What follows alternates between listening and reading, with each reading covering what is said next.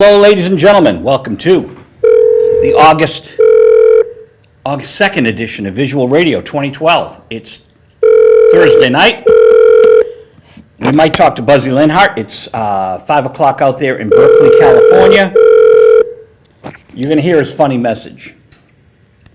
'Cause I don't think he's in, but that's okay. We got Johnny Byers. We got Frank Dello Stritto. Might have Howard Gale tonight, musician. Played with Peter Noon and Gene of the Young Rascals. We have lots of fun.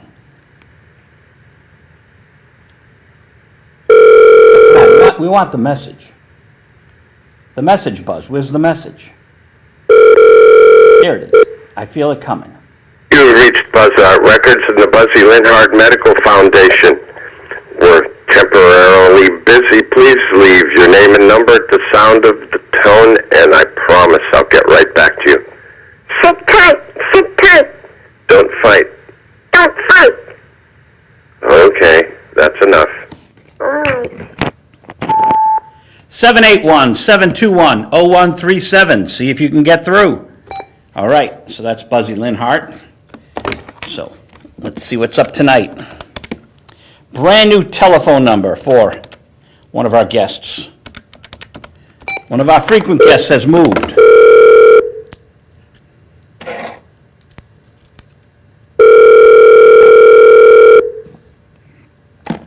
Marie from Kitty Connection will be joining us in a couple of weeks. Talked to her last night. She's babysitting tonight. And it's interesting. I'll write her number down. Hi, you have reached 781. Well, I guess he's not in either. Okay, so what we're going to do is we are going to call someone you all know. And I'm doing this show on the fly tonight, people, because it's just been a crazy day. Oh, okay, got it. Got the phone number. Great. Sorry about that. I should have had this written down a little earlier. There we go.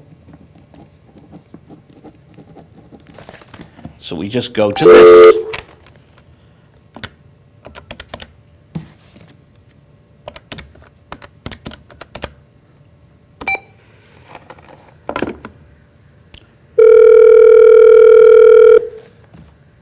It's 8:02:51. 7 seconds, it'll be 8:03. Hello? Is Frank there? This is Frank. Would you like to talk about movies earlier tonight? All right. Hey, I saw Total Recall Tuesday night. Oh, how was it? I haven't seen it. Did you like Metropolis? The silent movie? Yeah. I liked it, yeah. I'm surprised you're asking that. Is it compared to that? Yeah, and have you seen the original 1990 Schwarzenegger movie? Yes, I did. Okay, so where that was colorful and they went to Mars, this is the same story, but in a different setting. Colin Farrell is Douglas Quaid, and there are only two inhabitable parts of Earth that are where people can breathe. England, which is New Britain, and the colony, which is Australia. They get there through a tunnel through the earth, something called the Fall. It's a big bus that you strap into, and it falls through the earth and goes to Britain from Australia, okay? All right. Cohagen is in Britain, and he wants to conquer Australia. So that's the premise, and Colin Farrell goes to Recall, but it's all different. It's like an otherworld version of Total Recall. How did you like it? I thought Colin Farrell was excellent. Okay. I thought Jessica Biel was not as good as the woman who played Melina in the first movie. And Sharon Stone, and I should know the woman's name. I left the review in the car. Kate Beckinsale, right? Huh? Kate Beckinsale. Well, that's in the new one. Okay. Sharon Stone plays her part in the old one. It's very funny as they, I'm at the critic screening Tuesday night, and all the critics burst out laughing. It was one of those movies. Usually Tuesday nights means that the giveaway tickets from the radio stations are there, so you usually have 500 people and 2 rows of critics, right? But it was only 2 rows of critics. The public wasn't allowed to this. All right, and you were. Well, yeah, I'm a critic, and I've been going to these for like 15 years now. All right. So I'm in the theater with the critics. They all burst out laughing. First thing that comes up on the screen, it says original film. Okay. They're calling it original film, and it's so reliant on the Verhoeven Total Recall from 1990. It's rather odd. What do you think of the Verhoeven recall? I liked it. It had color, it had action, a little cheeky, but fun. In a typical Terminator Arnold Schwarzenegger way, right? Yep. I thought the first 3 quarters of it was a great movie, and I thought the ending just kind of fell apart for me. Until then, I thought it was a great movie. Yeah, the eyes bulging out of the head, and That didn't do much for me. The whole thing with the changing the atmosphere and all that, I thought that just didn't work for me.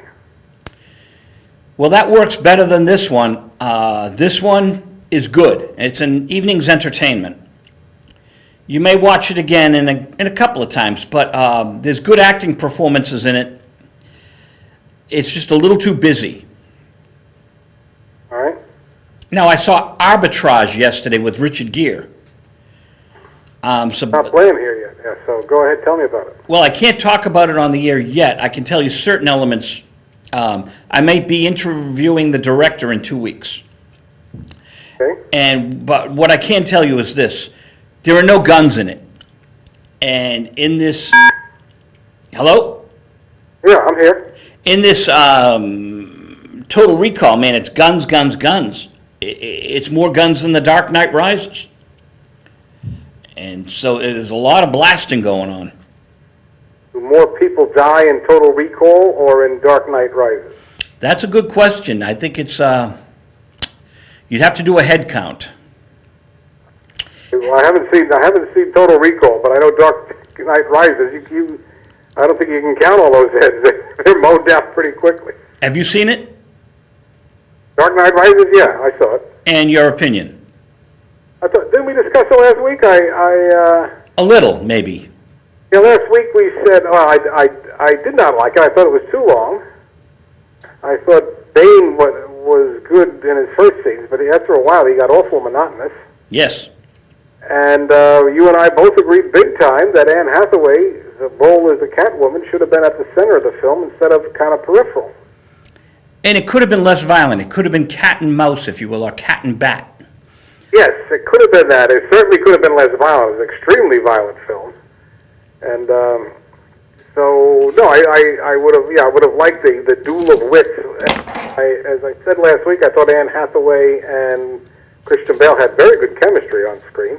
Yes. I wish they would have run with that. Bane got kind of boring after a while. What did you think of the James Bondish woman who bought the company? She was kind of on the peripheral through most of the movie, and all of a sudden, I don't want to spoil it for anybody, but she's right in the center of it at the end.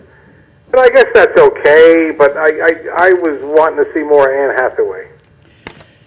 Yeah, they kind of diluted it by having 2 women vying for Batman's affections. Yeah. Well, they do that in Batman movies. I mean, what is it? Batman Forever had the Riddler and Split-Face. Tommy Lee Jones is Two-Face, I guess, and Jim Carrey is the Riddler. Nobody remembers Tommy Lee Jones in it, and they should have just gotten him out of there and sent it more on Jim Carrey.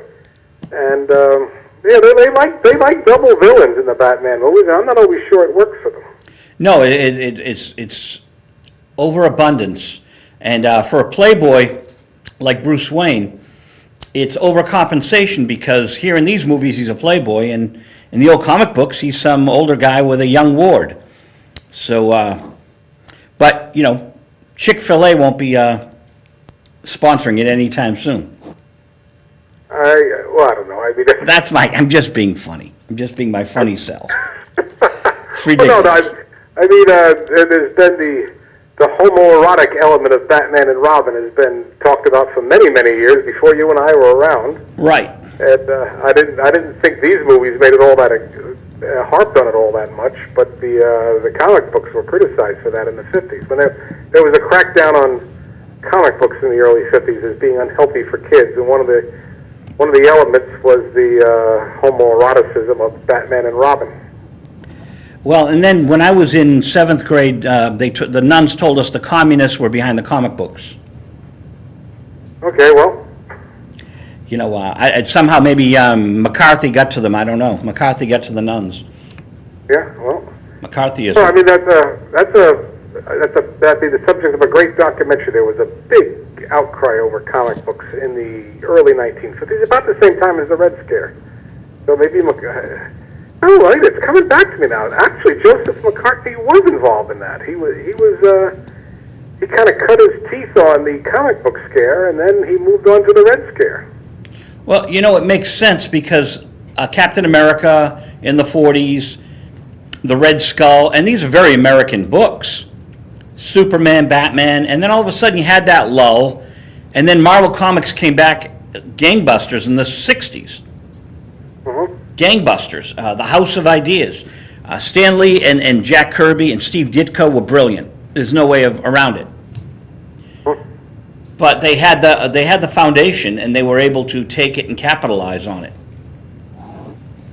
and reinvent heroes that create new ones and have heroes that already existed. It was a very nice concept.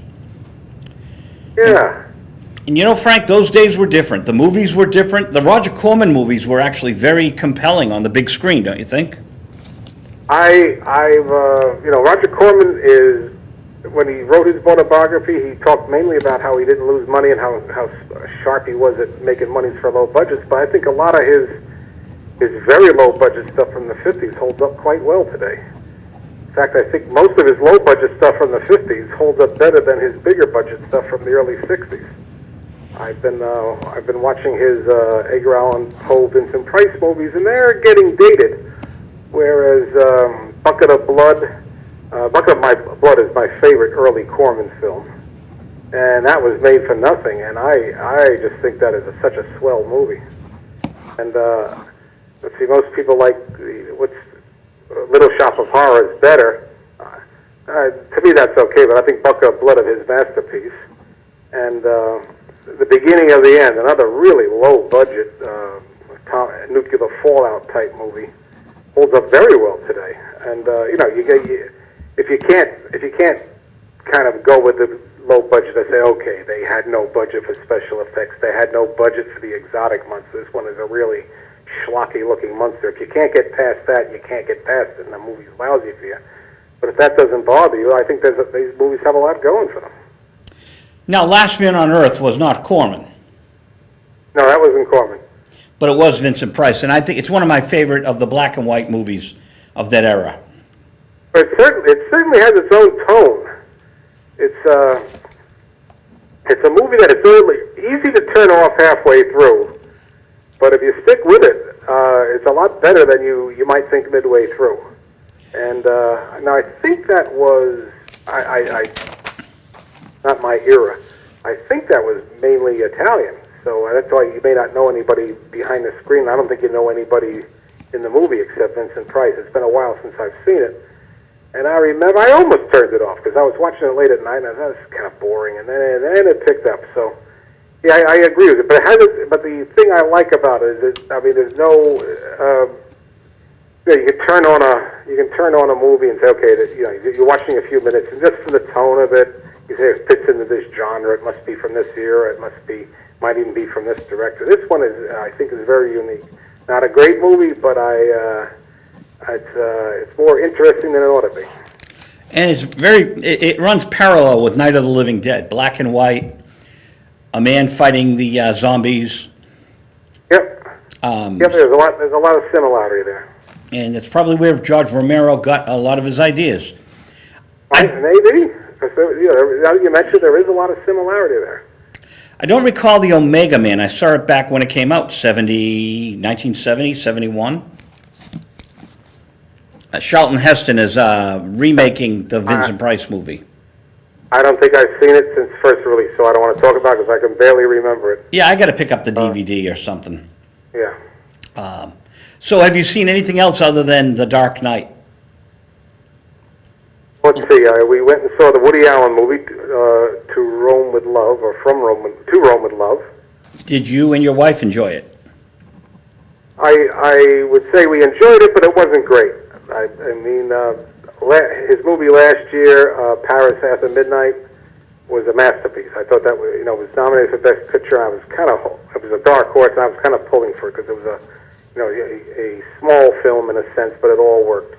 This one had a bit too many stories for me. It was, and to be honest, I think Woody Allen should be a director and not an actor now. I think I'm liking his movies better when he's not in them. I didn't think his character was more diversion because he's been telling, it's kind of the same shtick always with his characters, coming up with these one-liners, which aren't that good anymore. I would have gotten rid of his story and concentrated on some of the other characters. There's 4 stories running parallel in it. And it's not that long a movie. It's nowhere near as long as The Dark Knight. And so, I mean, they're jumping around, and when I think a story is going well, you kind of hate to see it shift to the other story that you're just not interested in. And I don't want to spoil it for me. There is a subplot which is kind of absurdist, and I think they went a bit too far with that. But I would have liked it to be a tighter film. I thought the Paris movie, Paris After Midnight, didn't roam like this one did. No pun intended. This one was kind of all over the map, and it didn't. It would have been a better movie if it hadn't been. Interesting. I also went and saw The Amazing Spider-Man. Okay. And I liked the Spider-Man. I thought the kid did a good job. The movie was, as everyone's saying, I hate to agree with the masses, but I think they're right. It's kind of a been there, done that. The original Spider-Man movie of, how long ago was it now? 8 years? Not that long. It's been about 10, 12 years. That long? Okay. Well, I loved it. I walked out of there a fan. And I didn't care at all for the sequels, but the first movie I thought was great. And this movie was fine. I mean, you had a been there, done that feeling you did, but I thought I'm embarrassed to say I don't remember the name of the actor who played the Spider-Man. Andrew Garfield. Andrew Garfield. I thought he did a fine job. I was never a big Tobey Maguire fan. He was a bit too boy next door for me, and you can see in this Spider-Man a dark side that I thought was appealing, but the movie didn't have a lot to offer, a lot new to offer. Yeah, well, they kept it on track because the Lizard would have been in the Tobey Maguire 4 movie, and it would have been, what's his name? I know that actor very well. He played in Dr. Connors in the original Spider-Man movies. He was in Disclosure. I should know his name. But anyway, he's a character actor that shows up in a lot of movies. Random Hearts, but that's okay. They were going to go to the Lizard anyway. What do you think of the Lizard? Too Godzilla-ish? Once they take the actor out and put the computer graphics in, it loses something for me. Yeah.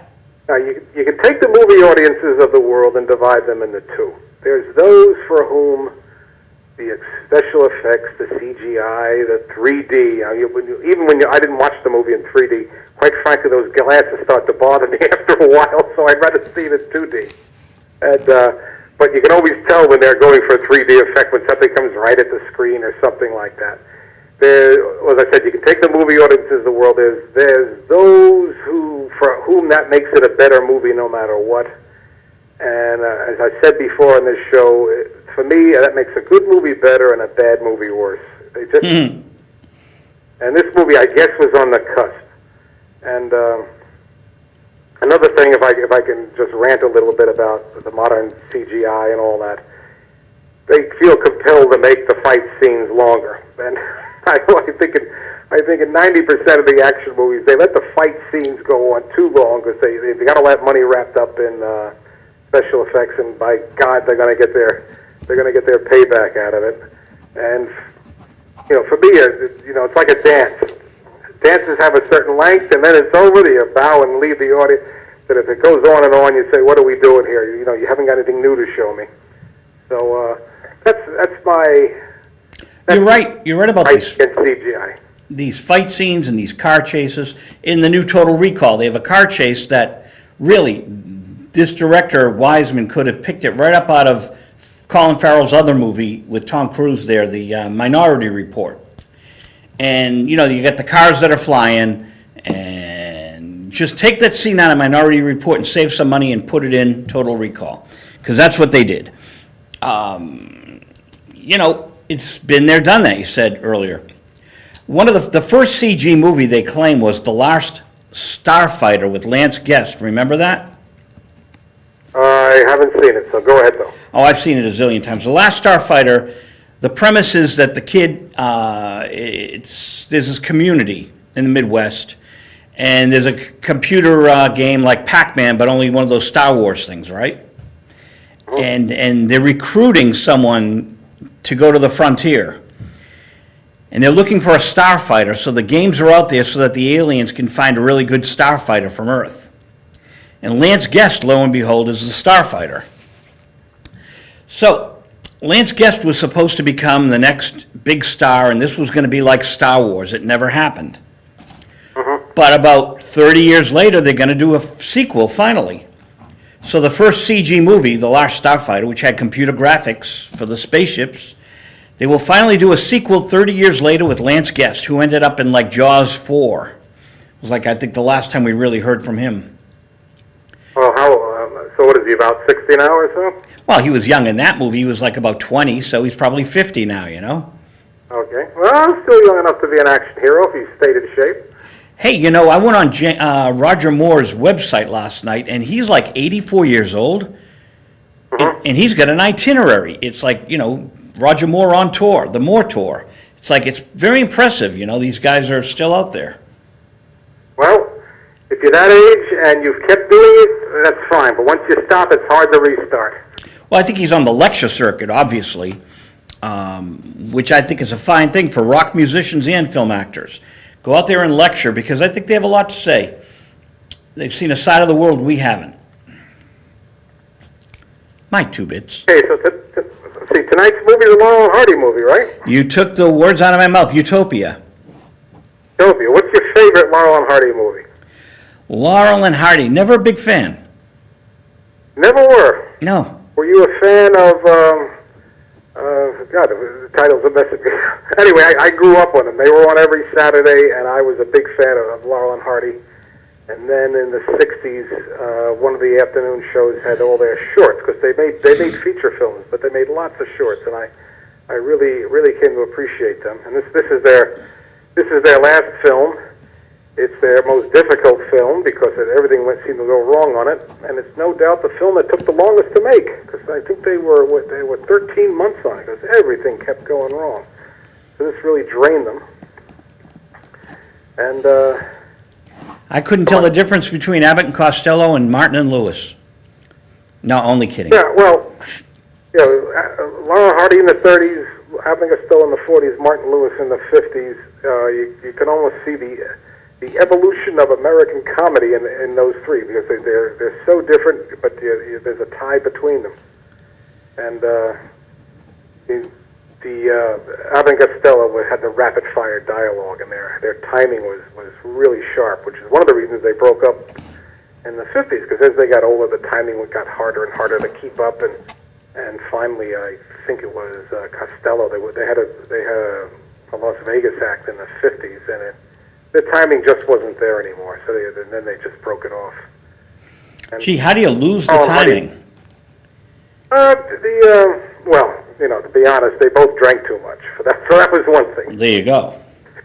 And in those days, they joke about it, that 70 is the new 50 and all that, but it's really true. I mean, people are doing a lot better in later years than they used to. So you go back, not in our lifetimes, early lifetimes. A person 60 was, not a retirement age, but they were older than they are now at 60. Absolutely. Me too. I'm kind of hoping that's true now that I'm 62.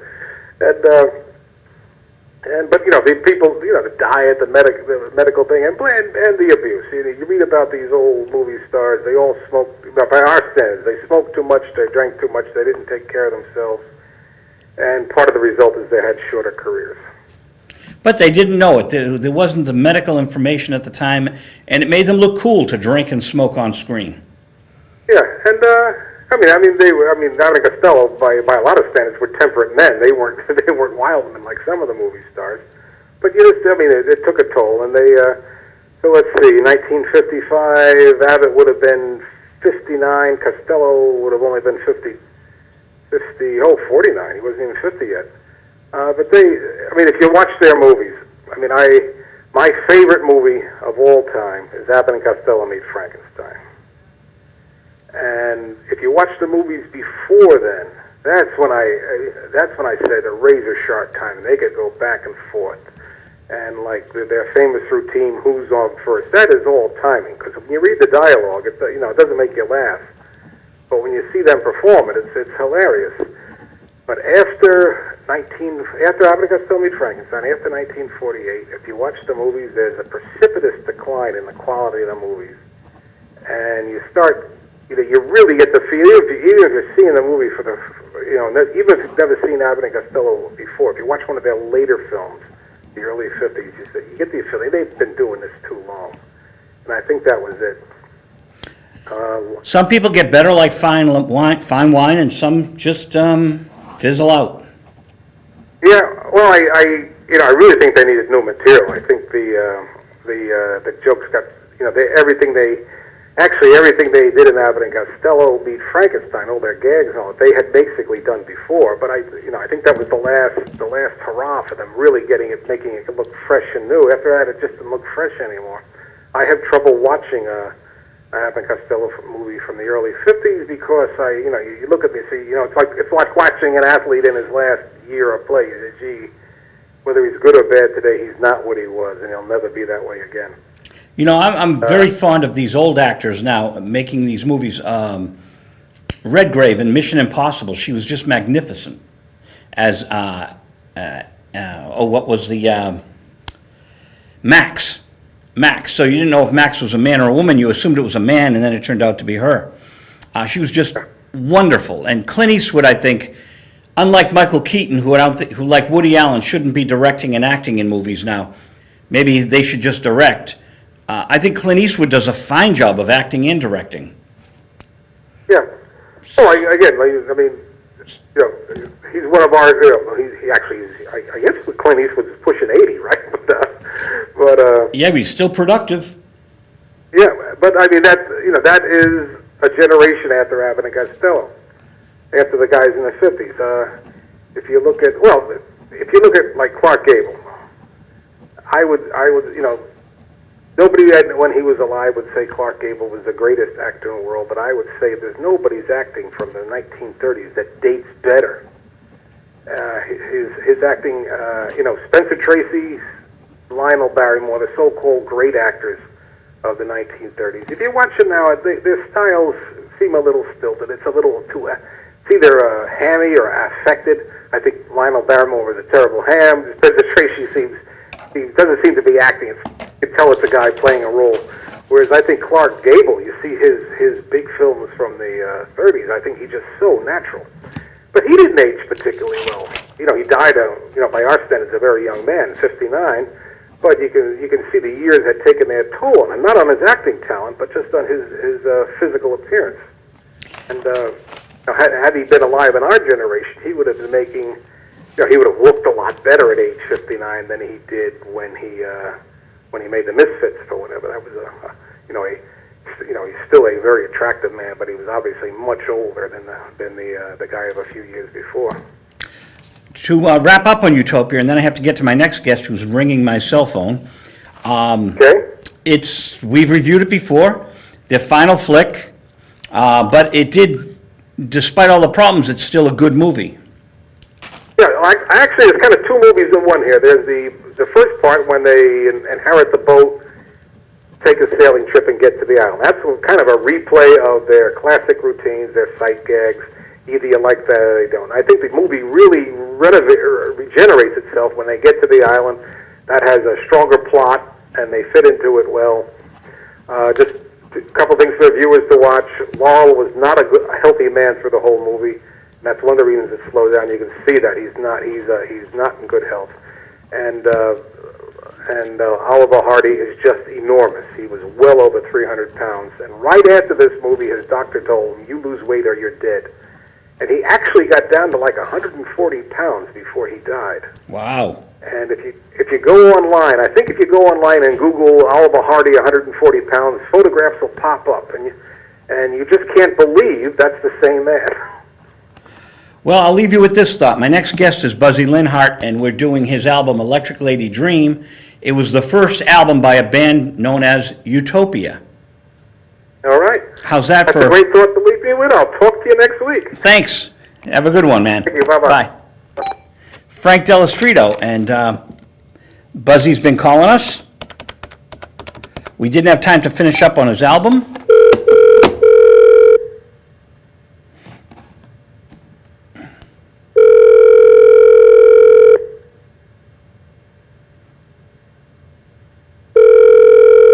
Billy? Buzzy.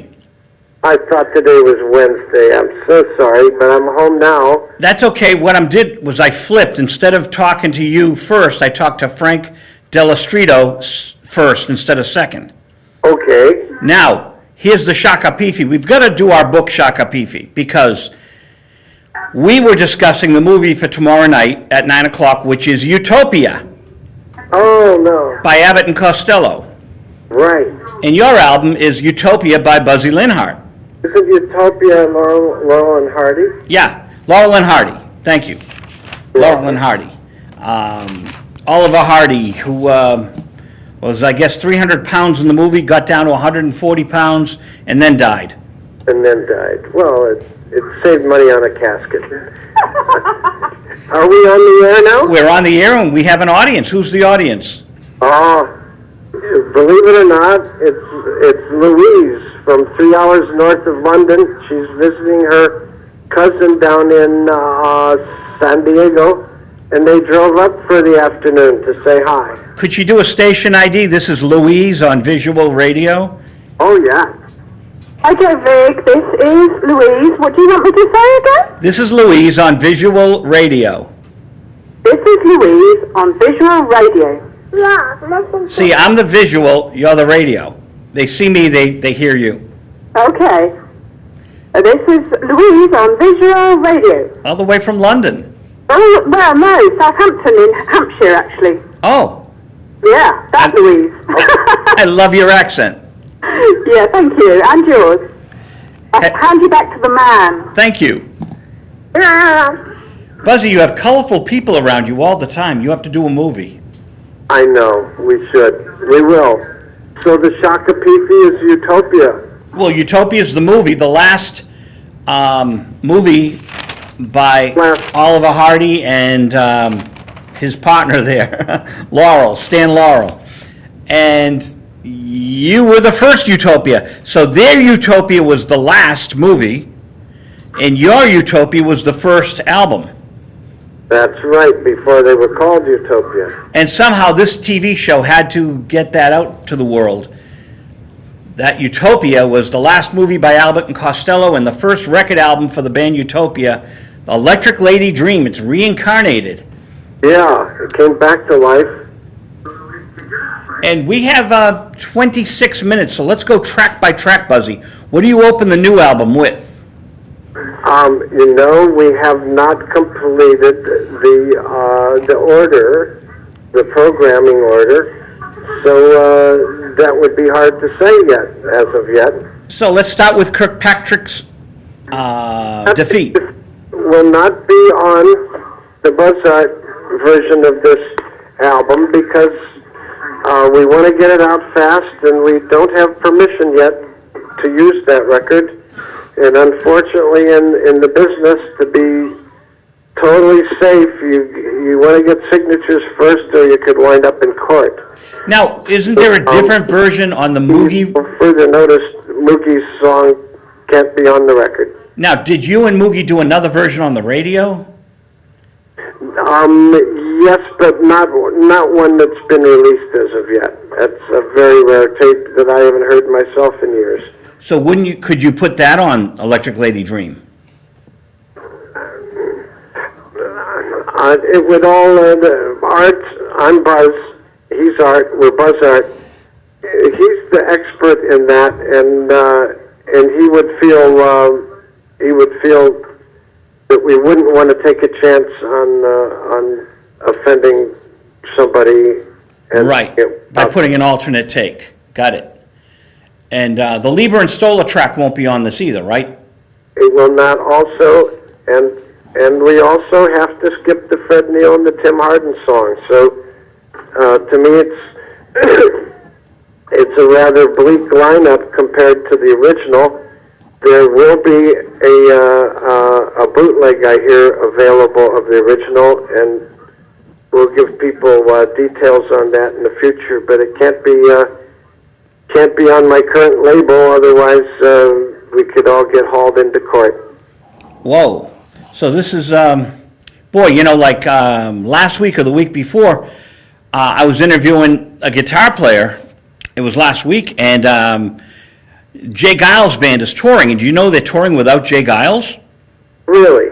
And I'm like, okay. I mean, we kind of broke it here. It was in the Globe, but it hadn't really been on radio or TV yet. And it's like, oops, sorry, I had no idea. And the YouTube is kind of like getting a lot of hits now because people want to hear that conversation about Jay Giles not being in the Jay Giles band as they tour. Uh-huh. So he wants the name, I guess, and he's got paperwork out there that he believes the name is his, where he's Jay Giles. And the rest of the guys, I used to manage Danny Klein, the bass player. I see. The rest of the guys are out there as Jay Giles band, and they're touring. They've got Duke Levine on guitar, who's very, very good. This is something that people should take precautions with in the future and try to make sure that if the band has a following, that they can continue to put out records without these side effects. It's an ever-changing, ever-evolving world, and I don't know, Buzzy, if I like that Foreigner goes out there with a new lead singer that sounds like Lou Gramm, and he's supposed to be terrific, and Journey has a singer that sounds like, Steve Perry. Yes. But they're clone bands. For all intents and purposes, it's a clone band. That's right. It's no different than a local band doing a famous song. A tribute to Buzzy Linhart. Either call it a tribute or have the original members. Yeah, that would be strange to have a Buzzy Linhart tour without me on it. Well, the Buzzy Linhart tribute band, you know, they do it for Jimi Hendrix. I'm surprised you haven't done one yet with the Hendrix estate. They have, Buddy Guy goes out and they all do Hendrix tunes. I see. Well, I've just never talked to them, and I guess it's something I should try to do in the near future. Yeah, actually, that is a good idea. We'll have to talk off camera about that. That would be a good thing for you. Go on one of those Hendrix tours, because you were friends with Jimmy and you played with him. That being said, so 4 tracks won't be on. To let me go if I can meet Buddy Guy. So. Buddy's a wonderful man. I've had lunch with Buddy. I used to produce him back in '86. A show for him, but I didn't get to meet him. Ah, now Buzzy. So there's 4 tracks missing. How many tracks are you putting out? We're going to put out the same amount of tracks. It's 9, but it'll be different songs. We felt we should at least equal the amount of time, but there'll be some rare and until now unavailable Buzzy Linhart songs, and there'll be a couple, at least one with the great Maruga Booker and Chaos, guys, friends of mine, who I did a band with, who recorded with George Clinton, And I'll tell you, those songs are really, really impressive.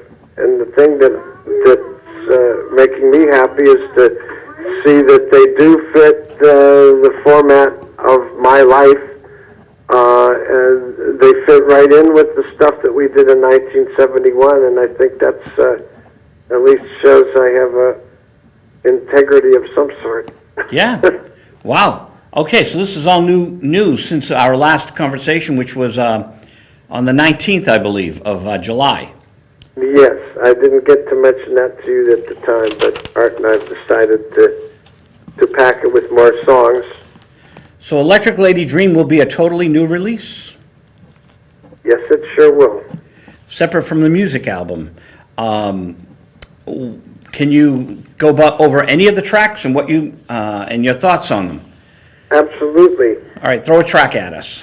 At one time, well, we'll mention "Talk About a Morning" because it was Jimmy's favorite song out of all of them at the time of his passing.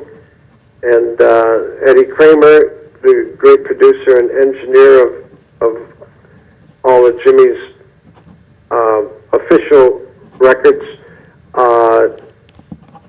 says that when he came in to rehearse with the tape machines running and start recording for the last album, which was eventually called "The Cry of Love," Jimmy would come in, and when he was tuning his guitars, would look over at Eddie and say, "Play that song." And he would play "Talk About a Morning" up to 10 times in a row, Eddie says. And so when anybody came to audition the sound of the studio, because it was a brand new studio owned by Jimi Hendrix, and everybody, of course, wanted to be there, but they still had to hear what it sounded like, and they were treated to "Talk About a Morning," sealed the deal for a whole series of at least 15 albums that came out of Electric Lady Studio Gold. Nice. Now, how did you write the song? When did it evolve? You know, I was listening when it came out. We're on the air, Miss Lara. We're on the radio. I love your singing, but it might not work out in editing. Wouldn't want to jump over to another song and scare everybody. "Talk About a Morning" was inspired by "Good Day Sunshine" on the Revolver album by the Beatles. It had been out for only a couple of weeks, and that particular day, I was living with a friend of ours in her spare room with Mary Snow. We're on the air, guys.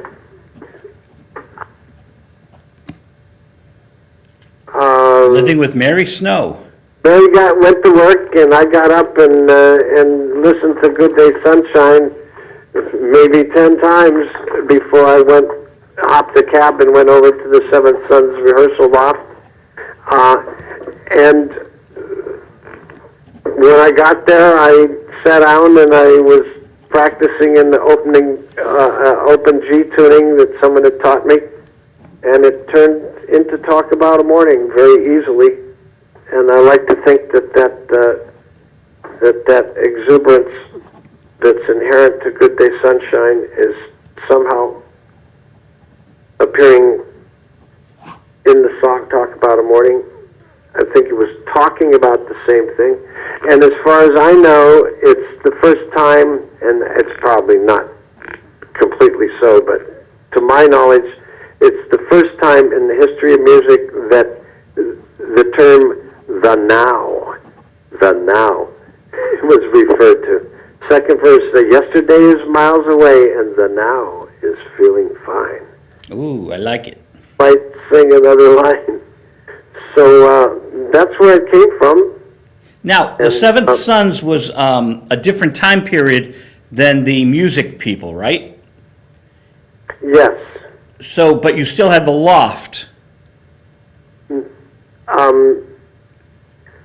This was, you wrote it earlier. You had it in your back pocket for this album. You had written it a couple of years earlier? Yes. Got it. I wrote it the year that Revolver came out. I believe that was 1965 or 66. And didn't record it till 1969. And I actually recorded in London. It was one of the cuts that was not used on the original album, Buzzy with small caps or small letters, Buzzy on the Philips Mercury album at the time. Boy, maybe I can ask UMG if they've got it in the vaults.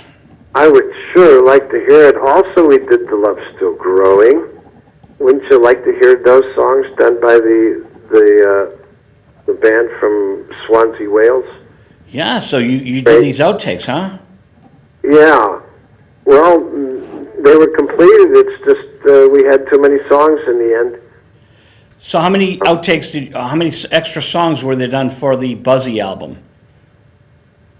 I believe there was at least 3 extra songs. Nice. We did That's the Bag I'm In also, but it didn't make the cut, that album. Boy, it's very stimulating to think back to all that. And it's great to get it on tape, Buzzy. You know, our audio's coming out much better. Anthony and I, God bless him, Anthony Gamari in there, we've been working with the audio, and I can literally see in the studio room, I can see the audio going up in a vertical line. It's pretty cool. Getting more complete. It's vertical instead of horizontal. Great. And so I'm seeing a line going up and down. Up and down is vertical, correct? Yes. Horizontal is... Side to side. Right.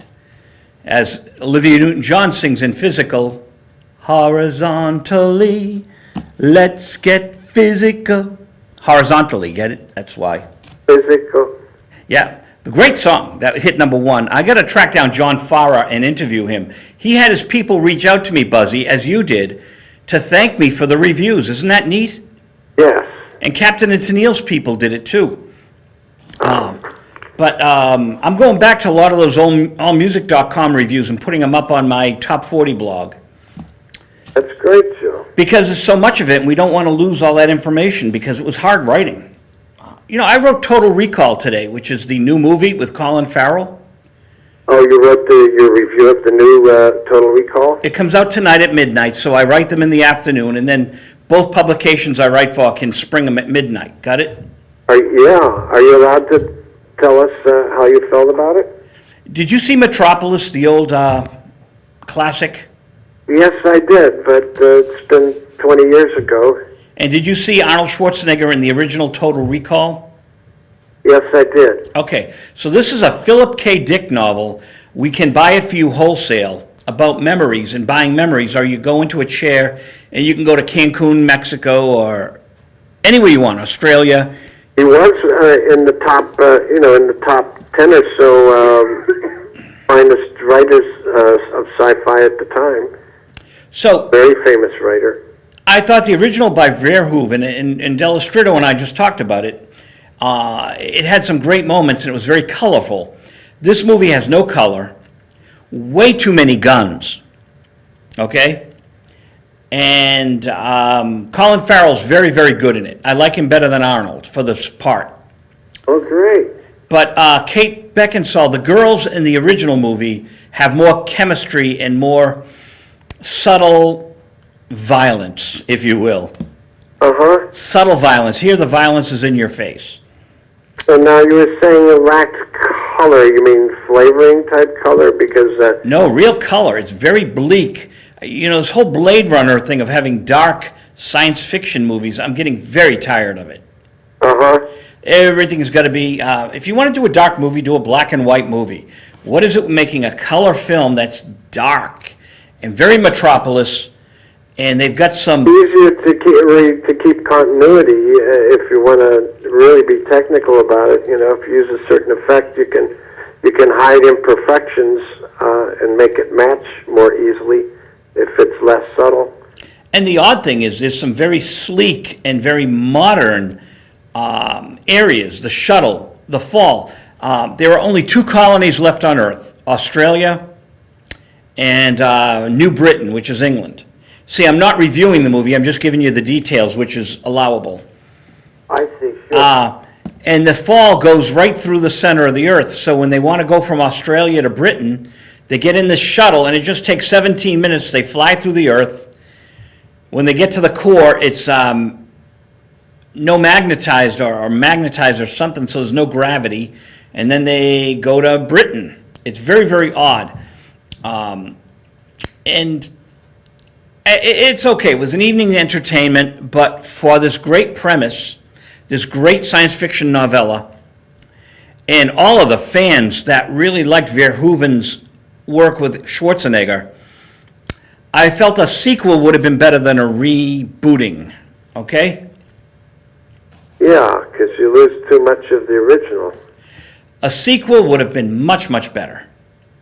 And that's what the fans have wanted for 22 years, since 1990. 22 years, and the fans are given a new version of it. So I'll let everyone make up their own mind when they see it tonight at midnight. And you and I should talk more movies a lot more. We've got 4 minutes left, Buzzy. Should we attack one more song from the album? Yes, please. Which one? If You Love Me, just because it pops to mind, it's very interesting. It's got quite a hook to it. It's a real strong hook, and may I recite the lyrics? Is Sure. it possible? You own them. Go for it. If you love me, never leave me. If you leave me, you don't love me. How can we hang on to a dream? Which is a line I got from Tim Harden. Colin Blunstone was hung up on a dream. The Zombies. Gotcha. Okay. The verse. If you leave me, you don't love me. You're beneath me, I'm above ye. How can we hang on to a dream? The interesting thing is that when we get to the solo, we just go into a straight blues shuffle, and it's a straight blues it's a shuffle is dotted quarter notes rather than straight quarter notes, dot dot dot dot dot dot. Even in the solo goes into dot dot dot dot dot dot dot dot, and that's, I've always thought that ended the interest song. And Doug Rodriguez at 22 takes an amazing solo, and we go back to the straight four and then the song. Nothing much else to say except a couple of young people hearing it for the first time felt that they could hear the influence that we actually had on Steely Dan, a band who opened for us back in those days. And a lot of people feel that there was a real influence that I got to provide that's kind of noticeable on the music album. Well, this is great, Buzzy. We got 2 songs down tonight, and we talked about the demo that got the deal. Do you remember any specific song Eddie Kramer heard at the studio? When we were auditioning our tape to him? Yeah. Yeah, but it didn't make the album, so let me see if I can think of another one. What was the one that didn't make the album? It was a remake of a famous song, 50s hit called Let's Go Steady by the Pearls on the Onyx label. And it was really good, but one of the problems in life for a musician, and especially one who likes to do other people's songs, it can just reach a point where it's more money than the budget will allow. And it's something that I think is very interesting, and a lot of people would be interested to know that any song that you use on a record that's by someone else, you have to pay 9.5 cents at this time. And that's our show for tonight. We got 5 seconds left, Buzz. Split it in half between the promoter or the publisher